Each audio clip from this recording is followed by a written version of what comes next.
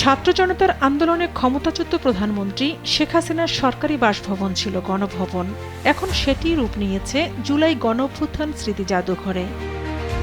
এখানে সংরক্ষণ করা হয়েছে জুলাই গণঅভ্যুত্থানের ইতিহাস, আন্দোলনের বিভিন্ন পর্যায়ের স্মারক এবং শহীদদের আত্মত্যাগের নানা নিদর্শন।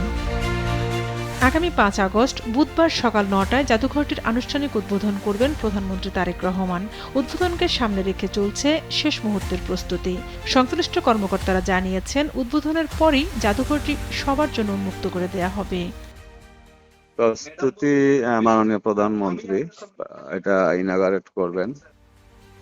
এদিকে জাদুঘরের স্থায়ী জনবল নিয়োগের প্রক্রিয়া এখনো শেষ হয়নি। বর্তমানে বাংলাদেশ জাতীয় জাদুঘরের ১৫ জন কর্মকর্তা কর্মচারী অতিরিক্ত দায়িত্ব পালন করছেন। স্থায়ী নিয়োগ শেষ না হওয়া পর্যন্ত আউটসোর্সিংয়ের মাধ্যমে প্রয়োজনীয় জনবল নিয়োগের উদ্যোগ নেওয়া হয়েছে বলে জানিয়েছেন সংশ্লিষ্ট কর্মকর্তারা।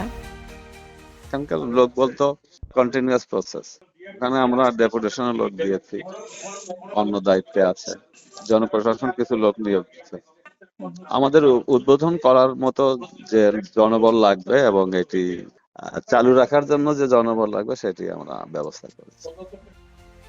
জুলাই গণঅভ্যুত্থান স্মৃতি জাদুঘরে স্থান পেয়েছে আন্দোলনের আলোকচিত্র, ভিডিও, গুরুত্বপূর্ণ দলিল দস্তাবেজ, শহীদদের ব্যবহৃত স্মৃতিচিহ্ন এবং প্রত্যক্ষদর্শীদের সাক্ষ্য। পাশাপাশি শিক্ষার্থী, গবেষক ও ইতিহাস আগ্রহীদের জন্য থাকবে বিশেষ কর্মসূচি, গাইডেড ট্যুর। অনলাইনে টিকিট সংগ্রহের সুবিধাও রাখা হয়েছে জুলাই গণঅভ্যুত্থান স্মৃতি জাদুঘরে।